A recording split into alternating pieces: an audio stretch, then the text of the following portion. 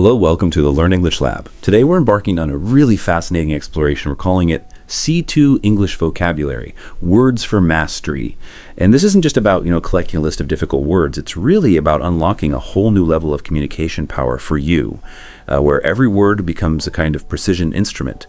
We're going to uncover how a more sophisticated vocabulary can truly set your English apart, allowing you to articulate really complex ideas with remarkable fluidity and also navigate challenging texts much more confidently. That's exactly the mission, yeah. At the C2 level, you're not just aiming for basic proficiency anymore. You're actually transitioning, moving from being a highly competent learner to, a near native user. And for true excellence, especially, say, in advanced academic settings or nuanced professional situations, or even just for speaking with a kind of refined elegance, an expanded vocabulary isn't just helpful, it's frankly indispensable. It's a key asset. So our aim today is to shed light on words that are far from just being fancy.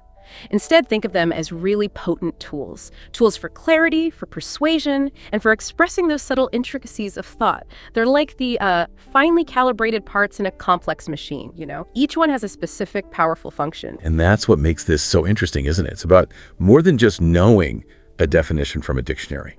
It's about understanding its true utility, its appropriate context, how it elevates your expression from just, understandable to genuinely impactful, memorable even. We want to help you not just recognize these words, but to confidently, appropriately weave them into your own linguistic toolkit, making them active, powerful parts of how you communicate. Exactly. The mastery of these words, it doesn't just broaden your vocabulary list, it fundamentally sharpens your overall fluency. It deepens your command of the English language itself. So when you encounter a word like, say, aberration or egregious, you're not just learning a new tag for an idea, you're actually gaining access to a more precise conceptual framework, a better way to think about it. So for anyone preparing for high-level exams like the C2 Proficiency, or maybe you're aspiring to write scholarly articles that really resonate, or simply aiming to speak with that native-like precision and nuance, this kind of vocabulary is foundational. It lets you move beyond basic understanding to, genuine mastery, enabling you to articulate thoughts that might otherwise stay kind of vague or imprecise. It's really about being able to say exactly what you mean, with precision and, importantly, impact. That sounds like a journey we definitely want to explore. So let's unpack this and really get focused. Our aim is to help you elevate your English to new heights, guiding you through words that truly make a difference in how you perceive, interpret, and ultimately use the language. We're going to explore not just what these words mean, but why they matter, and how they can actually transform your communication. Absolutely. It's about understanding their practical application. Yeah. And knowing the specific context where they really shine, giving your message that undeniable sort of intellectual polish. Okay, let's begin our deep dive. We'll start by focusing on words that help us grasp nuance and precision. Because often, at this advanced C2 level, a single word can convey a meaning that might otherwise take a whole phrase, right? Offering a level of exactness that simpler words just can't capture. These aren't just fancy synonyms. They're more like instruments for dissecting reality with greater detail. That's a great way to put it. Finely tuned instruments in a craftsman's kit. That's good. They allow for more exact, more subtle communication, effectively cutting through ambiguity, making sure your message is conveyed with remarkable clarity, leaving very little room for, misinterpretation. You gain this ability to be incredibly specific, which is really a hallmark of truly advanced communication. Yeah. Our first word in this category is aberration. It's defined as a departure from what is normal, usual, or expected. Mm-hmm. And the example we have is, the test results showed an aberration that could not be ignored by the research team. Mm-hmm. Now let's think about that for a second. When we use aberration, it's definitely more than just saying something is odd or unusual. An unusual event might be, a minor glitch. But an aberration, it signifies a meaningful, often quite significant deviation from a recognized norm. Especially in formal contexts like science or statistics, it implies something stands out so much it demands attention or further investigation, because it fundamentally challenges the pattern. Mm-hmm. And what's really interesting here is how aberration implies this notable divergence, often with significant, maybe even unsettling implications. It's not just a small blip or a quirky anomaly. It's something that breaks the established pattern in a way that suggests a need for, reevaluation or analysis. Mm-hmm. Think about it in medicine. A doctor sees an aberration on a scan. Right, that sounds serious. Exactly. It's far more concerning than just an unusual spot. It implies something's potentially wrong, something disrupting the expected healthy state. And in fields like science or stats, spotting an aberration is often the very first step towards a new discovery or deeper understanding, precisely because it challenges the existing assumptions. It makes you ask, why is this different? What's it telling us about the system we didn't realize? It suggests a fundamental deviation from regularity, often carrying a connotation of something being fundamentally problematic or unsettling, not just novel. That really clarifies the distinction. Okay, so we've covered things that are out of the ordinary with aberration. Yeah. But what about ideas or concepts that are so complex they almost feel, I don't know, intentionally hard to understand? For that, we have abstruse. It means difficult to understand, obscure. For instance, the professor's lectures were so abstruse that many students found them incomprehensible. This word, it really evokes a feeling of profound incomprehensibility. It's not just challenging, it suggests a complexity that makes it genuinely hard to grasp, almost as if it's deliberately hidden or just beyond the typical scope for most people. It implies a high degree of intellectual density, something that actively resists casual understanding. Right. When we describe something as abstruse, we're talking about a complexity that actively resists an easy grasp. It's not just mere difficulty you can overcome with a bit more effort. It's a word often applied to highly specialized topics, philosophical concepts maybe, or very theoretical discussions, where the ideas are so abstract or intricate that only a few people with extensive, often very specialized background knowledge can truly get it. Like quantum physics, maybe. Exactly. Or advanced philosophical treatises, those can be genuinely abstruse. They demand years of study to really unravel. It speaks to a level of intellectual density that can just be overwhelming if you're not initiated. The word itself, it comes from Latin, meaning to thrust away, which kind of reinforces this idea of something pushed away from common understanding, hidden, difficult to access. It's not just a hurdle, it's more like a labyrinth. Okay. And then there's allude, which means to hint at indirectly. Our example is, he alluded to his past struggles without giving specific details about his experiences. What makes allude so useful at a C2 level is its subtlety, I think. It's not just mentioning something directly. If I mention I had a tough day, I'm being direct. But if I allude to my struggles, I'm making a more delicate, indirect reference, hinting at it without explicitly stating it. It suggests a certain level of discretion, perhaps, or even assumes the listener can pick up on the underlying meaning, the shared context, without needing everything spelled out. It feels like a hallmark of sophisticated, nuanced conversation. Its power lies exactly in that, implying rather than stating outright. And this is a key skill in sophisticated communication. Think about diplomacy or literary writing, or even just everyday conversations where you want to evoke an idea or a connection or a shared history without making it overtly explicit. When someone alludes to something, they're sort of inviting the audience to make the connection themselves, adding layers of meaning, depth. Like an inside joke. Precisely. Or a politician might allude to previous economic policies without naming them, trusting the audience gets the context. It respects your audience's intelligence by inviting them to complete the thought. And it can be a really effective way to convey complex information or delicate subjects without being too heavy-handed.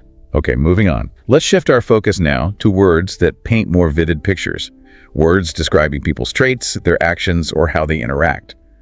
These words help you move beyond generic descriptions like nice or angry, and really capture the essence of character and behavior with much greater precision. More insight. Absolutely. These terms are invaluable for characterizing individuals or maybe groups with greater insight and analytical depth. They allow you to define not just what someone does, but how they do it, and maybe what underlying qualities or motivations are driving their actions. They help you build a richer, much more complex portrait of human nature. Our first one in this category is acrimonious, defined as bitter or angry in tone. Quote. The example, their divorce was an acrimonious battle over assets and custody rights. Acrimonious definitely conveys a much deeper intensity than just angry.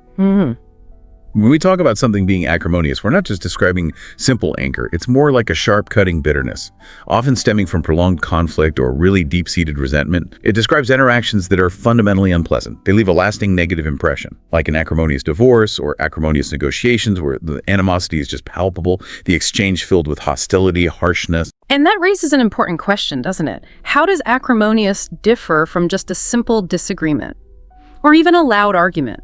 It goes far beyond a mere difference of opinion. It indicates a deeper, often long-standing resentment or animosity that just permeates the interaction. It's used to describe relationships or debates or discussions that are severely strained, marked by harsh words, mutual blame, and often this deep-seated ill feeling that makes resolution incredibly difficult. So not for a quick spat then. Definitely not. It's for a sustained period of bitter contention. Think of an acrimonious debate where, personal attacks replace logical arguments, or an acrimonious split in a business that leaves lasting bad blood. The word itself comes from Latin, relating to a sharp or bitter taste, which perfectly captures the unpleasant nature of these interactions. All right, next up we have alacrity. This means brisk and cheerful readiness. Imagine this scenario. She accepted the invitation with alacrity, eager to attend the prestigious conference. This word captures more than just speed. It really encapsulates that cheerful, eager, enthusiastic aspect of someone's readiness. It's not just doing something quickly, but doing it with genuine willingness, obvious enthusiasm, a positive, almost eager attitude. It implies this almost palpable sense of eagerness, a light-footed and willing approach to an opportunity or task. It's a lovely word, really paints a very positive picture. And it's a striking contrast to, say, reluctant or hesitant acceptance. When someone acts with alacrity, they are not only prompt, but also visibly enthusiastic, demonstrating genuine eagerness and a proactive, almost joyful approach. Like a kid grabbing an ice cream cone. Exactly. They'll likely grab it with alacrity.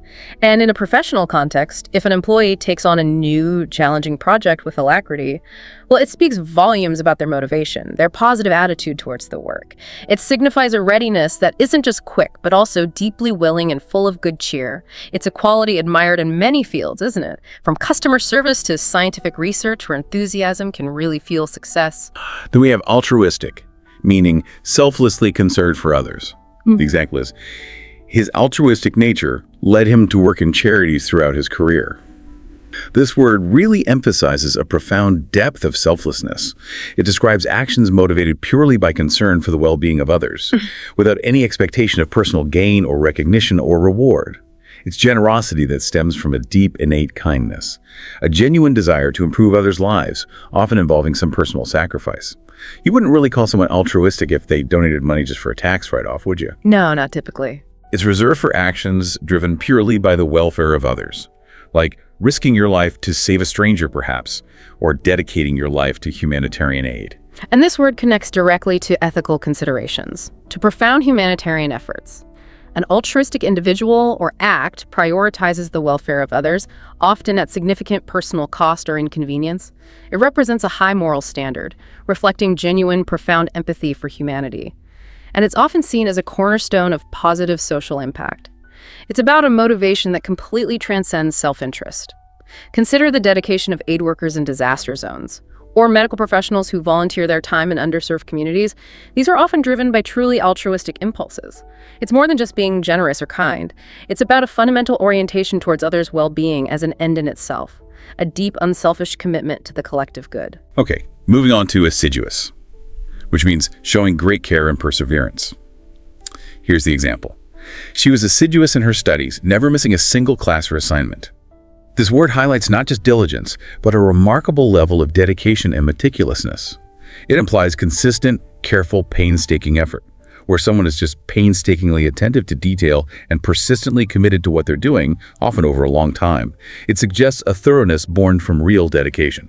Its relevance in professional, academic, or really any demanding context is huge. Assiduous individuals are those who are not only hardworking, but also incredibly thorough, unwavering in their commitment to a task.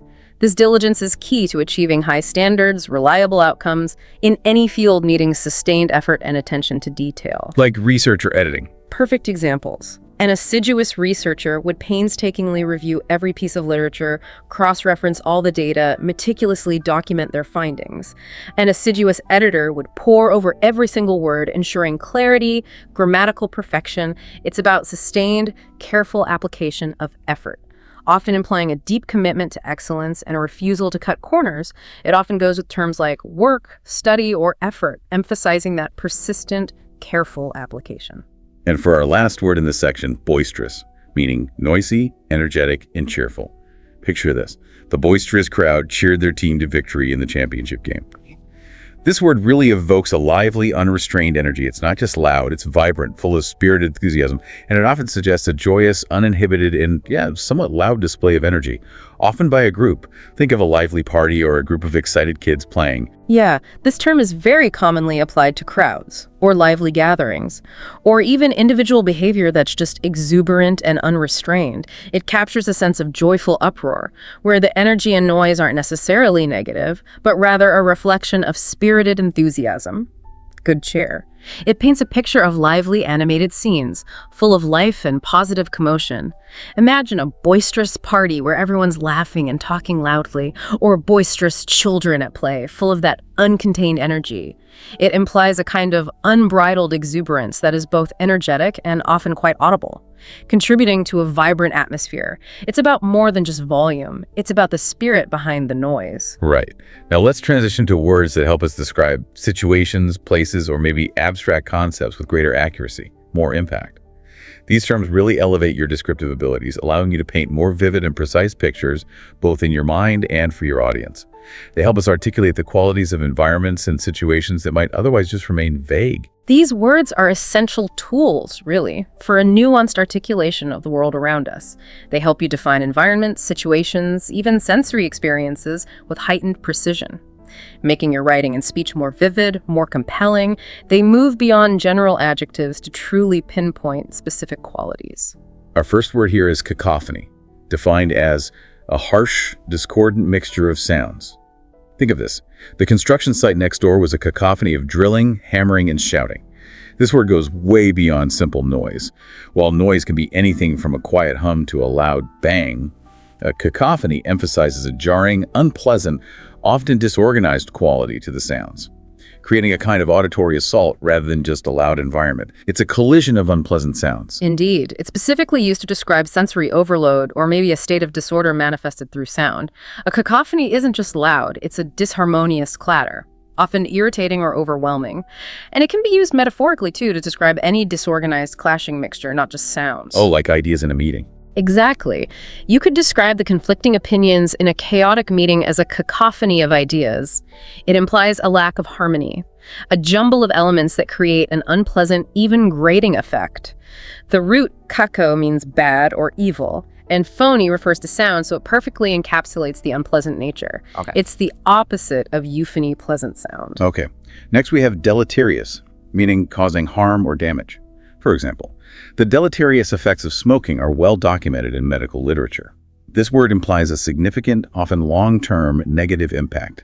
It suggests a harmful influence that sort of erodes or degrades over time, particularly in formal or analytical contexts. It's not just bad for you, it's actively, demonstrably harmful, often in a way that compounds over time or has widespread, measurable, negative consequences. You're right. It's frequently employed in those formal analytical contexts, like scientific, medical, or legal discussions, to describe harmful outcomes or adverse impacts that are significant and potentially lasting. It brings a precise, almost academic tone when discussing detrimental effects, often on health or the environment or systems. So, pollution's effects. Yes, we speak of the deleterious effects of pollution on ecosystems, or the deleterious impact of poor economic policies on society. It's a strong, formal word for expressing a damaging or injurious quality, often implying a slow, insidious process of harm rather than an immediate, dramatic one.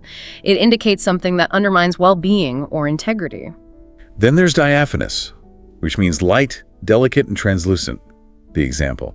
She wore a diaphanous gown that fluttered gracefully in the evening breeze. This word creates such beautiful visual imagery, doesn't it? Going far beyond just thin or see-through. It suggests an almost ethereal quality, something so fine and sheer that light can pass through it, often with an almost dreamy, delicate, or even mystical feel. It evokes a sense of extreme fineness and fragility. Its applications are often quite poetic aesthetic, used to describe fabrics, certainly, but also things like insect wings or morning mist, or even atmospheres that possess this quality of extreme lightness and transparency. It evokes a sense of fragility, elegance, ethereal beauty, greatly enhancing descriptive depth in literature, in art. Like thin clouds. Exactly. You might describe diaphanous clouds that are so thin they barely obscure the sky, or the diaphanous wings of a butterfly. It implies a delicate beauty that's almost imperceptible, a sheer quality that hints at what lies beyond, making it far more evocative than simply transparent.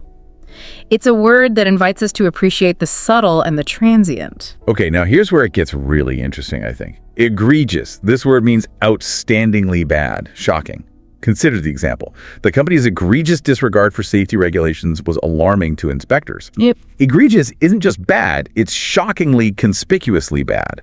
It refers to an error or a mistake or an offense that is so flagrant, so noticeable that it stands out in a remarkably negative way, often inspiring outrage or severe condemnation. It's not a minor oversight, it's a glaring, unignorable wrong. Absolutely. It's used to highlight flagrant violations, errors, or offenses that are just impossible to overlook. They demand immediate attention because they are so far beyond the pale of acceptable conduct.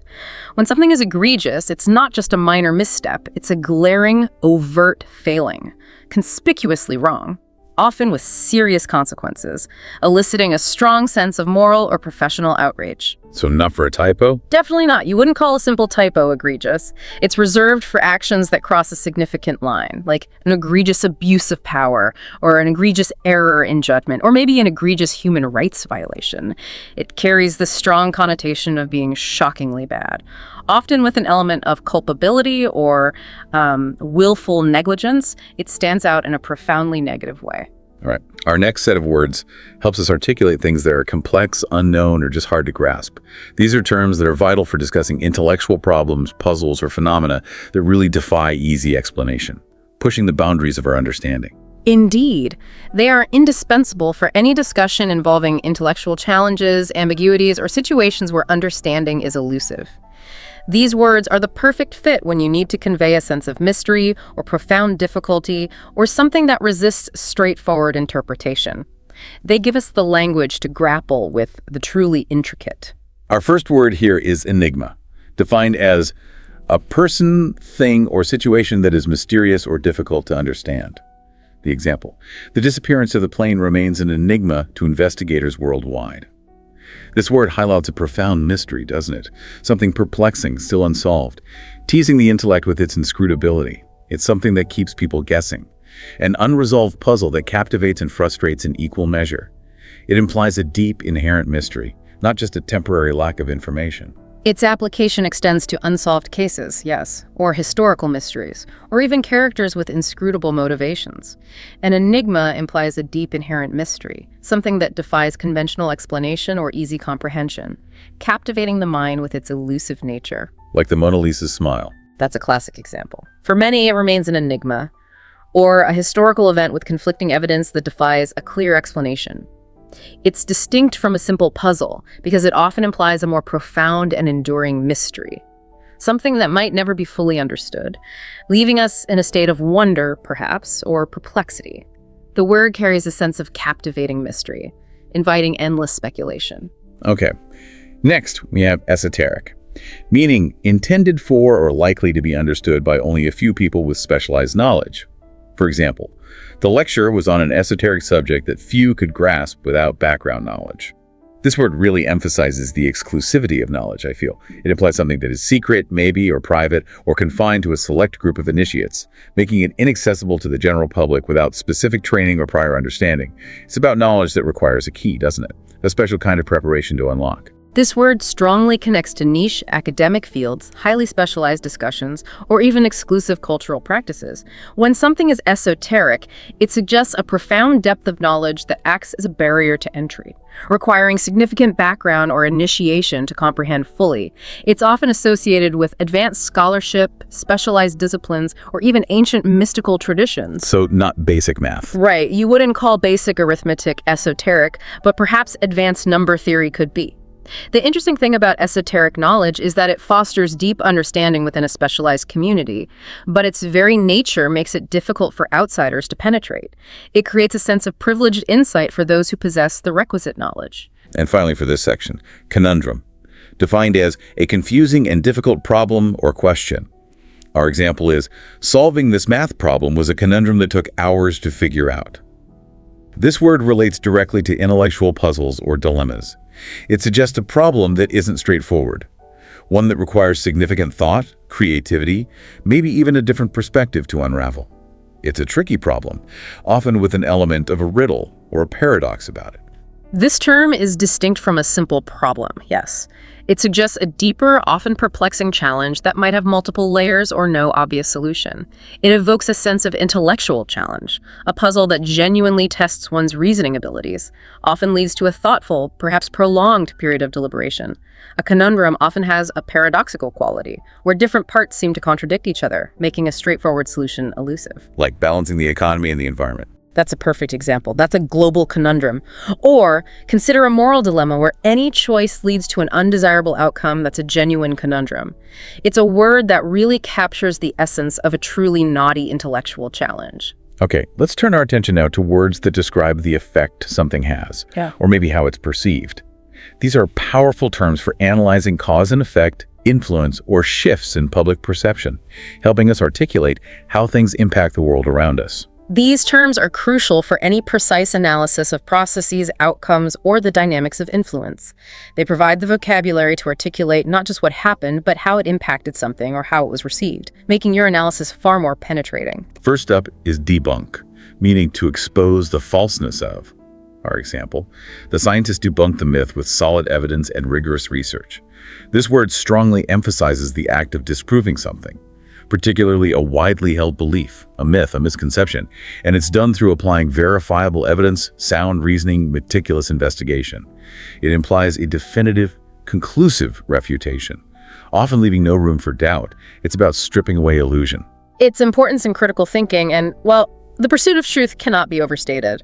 Debunk is a powerful verb for separating fact from fiction, highlighting the process by which erroneous claims or misinformation are systematically dismantled. Through empirical evidence, rational argument, it underscores the value of truth and evidence-based reasoning in all areas of life, really, from scientific research to everyday decision-making. Like debunking an urban legend. Exactly. Think of a common urban legend being debunked by investigative journalists, or a pseudoscientific claim being debunked by a panel of experts. It's not just disagreeing, it's proving something false, often in a public and impactful way, showing its inherent lack of foundation. Then we have disparage, which means to regard or represent as being of little worth. For example, the critics' review disparaged the movie as being cliché and unoriginal. This word points out the act of belittling, devaluing, or speaking slightingly of something or someone. It carries a strong negative connotation, suggesting an intent to diminish reputation, perceived value, or standing, often unfairly or contemptuously. It feels like a deliberate act of putting something down.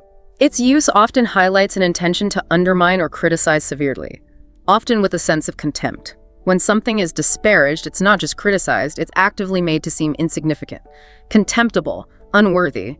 And this has direct implications for reputation and perception, making it a powerful word in discussions of critique, public opinion, or even slander. Like criticizing a rival's work. Yes, you might disparage a rival's proposal to make your own look better. Or an artist might feel disparaged by a scathing review that just dismisses their entire body of work. It implies a disrespectful and often damaging assessment, reducing someone or something to a state of insignificance. Okay. Next is harangue, defined as a lengthy and aggressive speech. Picture this. The politician's harangue was met with mixed reactions from the audience. This word conveys a really forceful, often accusatory, vehement, or even tirading tone.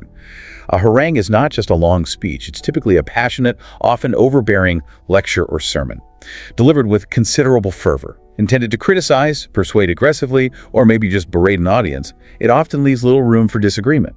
It effectively describes speeches that are designed to be confrontational, to admonish, or to aggressively push a particular viewpoint, often without letting anyone else speak. It implies a one-sided, often overbearing discourse delivered with a considerable amount of fervor, making it a significant term when analyzing rhetoric or public address. Like a coach yelling at a team. That's a good example. A coach delivering a harangue to their underperforming team. Or an activist delivering a passionate harangue about social injustice. It's a speech that isn't seeking dialogue. It's seeking to dominate and impose a perspective, often with a highly critical or admonishing tone. It's loud, long, and often designed to make you feel uncomfortable. Okay, so if we want to talk about deliberately making things unclear, our next word is obfuscate, meaning to make unclear or unintelligible. The example, the bureaucratic jargon only served to obfuscate the issue further. Obfuscate implies not just confusion, but often a purposeful act to obscure understanding. It suggests a deliberate effort to make something more complicated, vague, or difficult to comprehend, rather than clarifying it. It's about clouding clarity, sometimes even with questionable intent. This word strongly connects to issues of transparency, accountability, or intentional vagueness in communication. When information is obfuscated, it's deliberately clouded, often by using overly complex language, maybe excessive detail, misleading statements, or simply avoiding direct answers, precisely to prevent clear understanding or maybe to conceal something. It highlights a lack of clarity, often by design. Like hiding financial details. Yes, we often hear about governments or corporations that obfuscate financial records or legal documents to make them harder to scrutinize. It's about deliberately making something foggy or dim, preventing light from reaching the truth. It implies a manipulation of information to keep people in the dark, and that's a crucial distinction. Right. Now let's explore words that capture internal states, feelings, or how things appear to us. These terms are really invaluable for expressing complex emotional or perceptual nuances, allowing for a deeper exploration of the human experience and how we process the world. You're right. These words offer a more sophisticated palette for describing the intricate landscape of human emotions, cognitive states, and the subtle ways we perceive the world. They elevate the discussion from simple feelings to more profound psychological insights, adding layers of depth to how we describe our inner lives. Our first word here is apathetic, defined as showing no interest or emotion. Yeah. Consider this. The students were apathetic about the upcoming elections and voter registration. This word emphasizes a distinct lack of feeling, concern, or enthusiasm. It's more than just being disinterested. It suggests a deep-seated indifference, a noticeable absence of passion or engagement, which can be quite significant. It implies a fundamental disconnection, a profound unresponsiveness to matters that typically elicit feeling. And this word frequently carries significant social and psychological implications, especially when applied to groups or widespread attitudes. Apathy can indicate a lack of civic engagement, perhaps disillusionment, or just a general detachment that can have broader consequences on collective action, societal change, even personal well-being. It's a powerful descriptor for widespread indifference, a sort of emotional paralysis. Like a patient not wanting to get better. Exactly. A doctor might worry about an apathetic patient who shows no will to recover, or political analysts might lament an apathetic electorate that doesn't vote. It's not just a passing mood, it suggests a pervasive lack of care or concern about something that arguably deserves attention. Then there's apprehensive, meaning fearful about the future. Our example, she was apprehensive about moving to a new city for her job. This word conveys a sense of unease, anxiety, or maybe dread about what is to come. It's not outright terror, but rather a worrying anticipation of difficulty, an uncertain outcome, a potential challenge. It's that feeling of foreboding, a quiet nervousness about future events that haven't happened yet. It's important to differentiate this from outright fear, though. Fear is usually a response to an immediate present threat. Apprehension focuses squarely on the anticipation of something potentially challenging or unpleasant in the future, rather than an immediate danger. It captures that feeling of nervousness that precedes a significant or uncertain event, emphasizing a state of cautious worry about future outcomes. Like before a big exam. Perfect example. A student might feel apprehensive before a big exam, or an athlete might be apprehensive before a major competition. It speaks to a psychological state of being on edge, concerned about what might happen next, but not yet experiencing full-blown panic. Okay, moving on to equanimity, which means calmness and composure, especially in difficult situations. The example, the surgeon maintained her equanimity throughout the lengthy and complex operation. This word highlights a remarkable steadfastness, mental balance under intense pressure. It describes a quality of mind that remains undisturbed, composed, rational, even when facing significant challenges, stress, or chaotic circumstances. It's about keeping a level head when everything around you is maybe falling apart. Its importance in leadership, high-stakes professions, or really any demanding environment is paramount. Equanimity is that ability to remain emotionally balanced, rational, unperturbed when circumstances are chaotic or adverse. It speaks to a deep inner resilience and self-control, crucial for effective decision-making under duress. They're like a negotiator in a crisis. Exactly. Think of a crisis negotiator who must maintain equanimity during tense standoffs, or a seasoned leader who faces significant challenges with unshakable calm. It's a state of mental evenness, a quiet strength that allows one to respond thoughtfully rather than react impulsively, regardless of external pressures. It's a highly valued trait. Allows for clear thinking when it's needed most. Next, we have ineffable, defined as too great or extreme to be expressed in words. Picture this. The beauty of the landscape was ineffable, beyond any description. This word points out the concept of something truly awe-inspiring, maybe sublime or profoundly moving, that simply transcends the limitations of language. It describes an experience or quality that cannot be adequately captured by any spoken or written phrase. Because it exists on a plane beyond verbal articulation, it touches something deeper than words can convey. Its application often extends to profound spiritual experiences, maybe overwhelming beauty or emotions so intense they just defy articulation. Ineffable experiences are those that resonate deeply but resist verbalization, reminding us of the limits of language and capturing the full spectrum of human perception and feeling. So stronger than just indescribable. I think so. While indescribable might simply mean you lack the words, ineffable suggests the experience itself transcends verbal expression. It's beyond the capacity of language to capture it fully. It's often associated with the sublime, the sacred, or the truly transcendent, emphasizing its almost mystical quality.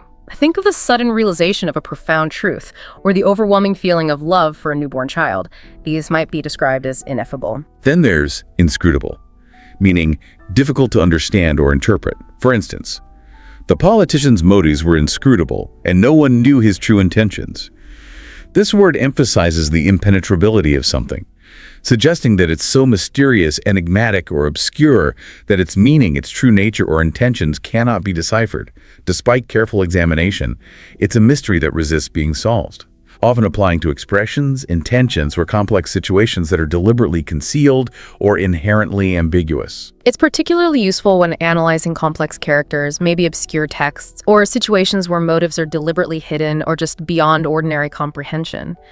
When something is inscrutable, it presents a profound barrier to understanding, maintaining its mystery despite close examination, compelling further thought and analysis. Like an unreadable expression. Exactly. You might describe an inscrutable smile that hides true feelings, or an inscrutable policy whose true aims are unclear. It implies a quality of being impenetrable to the mind, something that stubbornly refuses to yield its secrets, often making it frustrating or, perhaps, endlessly fascinating to contemplate. It's a key word for describing the enigmatic and the unreadable. And finally for this section, ambivalent, which means having mixed or contradictory feelings. Insert our example. She felt ambivalent about accepting the job offer in another country. This word vividly highlights the internal conflict of opposing emotions. It describes a state of mind where you hold simultaneous, often conflicting feelings about something, creating a sense of indecision, inner tension, or even a push-pull dynamic. It's about being torn between two different feelings or opinions at the same time. Its commonality in decision-making processes and just human psychology is undeniable. Ambivalence reflects the complexity of human experience, where situations are rarely black and white. Individuals often grapple with the duality of positive and negative sentiments, making it a very real and relatable human state. Like feeling unsure about a new tech. Right. You might feel ambivalent about a new technological advancement, recognizing both its benefits and its drawbacks.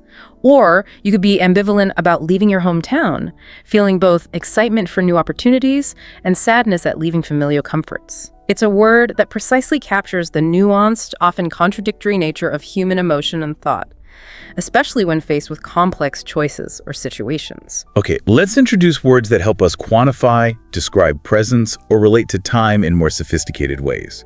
These terms offer a more elevated and precise method for expressing these fundamental concepts, allowing us to be more specific in our descriptions of scale and duration. These terms allow for a more refined and concise articulation of scale, prevalence, or duration. They move beyond basic descriptors like many or always to provide a more nuanced understanding of quantitative and temporal aspects of phenomena, painting a clearer picture of their scope.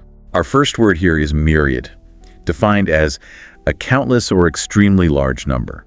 The example: the city had a myriad of restaurants to choose from for dining. This word conveys a sense of overwhelming abundance, suggesting an incredibly vast quantity without needing a specific numerical count. It paints a picture of an almost infinite array, a rich and diverse multitude that can be almost overwhelming in its sheer number. It's far more evocative than simply many or lots of. Its primary utility is exactly that: to convey sheer vastness without needing a precise figure. When you use myriad, you're emphasizing an impressive, almost overwhelming multitude.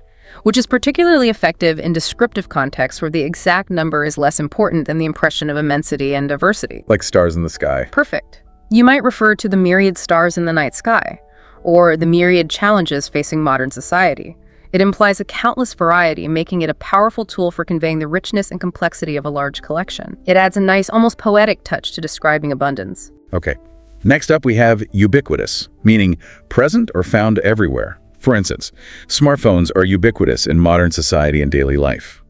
This word strongly emphasizes the idea of being omnipresent, indicating that something is so common and widespread that it seems to exist or be found in every location or context, almost inescapable. It suggests a pervasive presence that has become integrated into every aspect of life. This word is directly connected to modern trends and pervasive technologies, as your example perfectly illustrates. When something is ubiquitous, it has permeated every facet of existence, becoming an inescapable part of the landscape.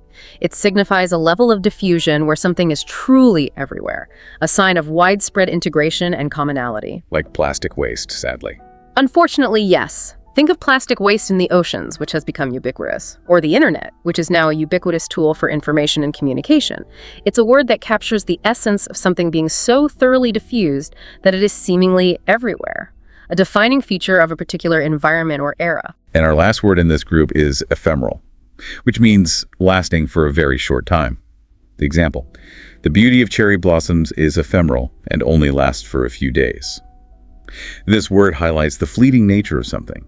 It speaks to transience, beauty, or joy that exists only for a brief moment before vanishing, emphasizing its temporary quality and often its preciousness because of that brevity. It evokes a sense of delicate impermanence. This word is often used in poetic and contemplative contexts, isn't it? To describe beauty, joy, life itself, or any phenomenon that by its very nature is short-lived. It adds a layer of depth, reminding us of the impermanence of certain experiences and the preciousness of their brief existence. Like moments of happiness. Exactly. Beyond natural phenomena like cherry blossoms, you might talk about ephemeral moments of happiness in a difficult life, or an ephemeral trend that quickly fades from popularity. It encapsulates the idea of something beautiful or significant that is, by its very nature, temporary, inviting us to appreciate its fleeting presence all the more. Right. Now let's focus on vocabulary useful for discussing debates, disagreements, and opposing viewpoints. These words are essential for enabling a clearer and more insightful analysis of conflict, rhetoric, and contrasting perspectives, helping us understand the dynamics of human interaction and ideas. These terms are vital tools for dissecting the dynamics of argumentation and opposition. They allow you to precisely articulate the nature of a disagreement, maybe the stance of an opponent, or the fundamental differences between ideas, making your analysis of conflict far more refined. Our first word here is antithesis, defined as the direct opposite of something. Our example, his behavior was the antithesis of what was expected from a professional. This word emphasizes a stark fundamental contrast. It signifies not just a difference, but a complete and utter opposition, where one thing is the absolute inverse of the other, creating a dramatic, often irreconcilable juxtaposition. It's the ultimate counterpoint. This word is incredibly useful in highlighting fundamental differences or polar opposites, whether in concepts, behaviors, or philosophies. It provides a strong rhetorical tool to underscore the stark divergence between two entities, making the contrast powerfully clear. Like peace and war. Precisely. Peace is often described as the antithesis of war, or freedom as the antithesis of oppression. It's more profound than simply being different. It describes a relationship where one thing is the exact contrary of the other, often forming a logical or philosophical opposition. It's a word that just screams opposite in the most definitive sense. Okay. And finally, we have intransigent, meaning unwilling to change one's views or agree. The example, the intransigent leader refused to compromise on any of his demands. This word conveys extreme stubbornness and inflexibility.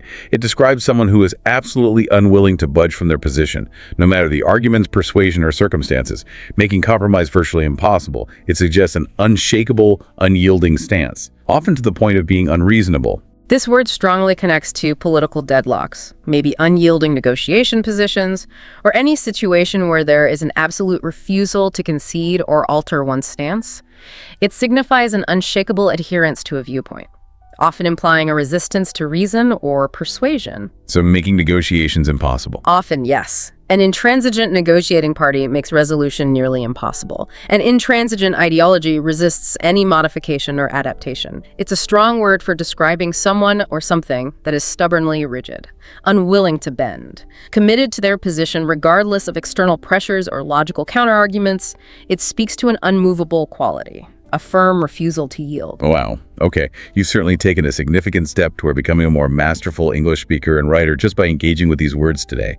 This deep dive has explored a selection of, well, incredible C2 vocabulary, demonstrating how each word isn't just a label, but a precise, powerful instrument for communication. It's about building a richer tapestry of expression. That's a crucial takeaway, I think. Learning advanced words really does transcend mere memorization. It involves cultivating critical thinking, communicating with incredible nuance, and expressing your ideas with self-assurance. In both formal and informal settings, it's about building a more robust mental framework for using language, where you instinctively know the right word for the right moment. So what does this all mean for you listening? Don't just let these words sit on a page, like rare artifacts in a museum. Actively revisit them. These aren't just for passive recognition, they are really for active deployment.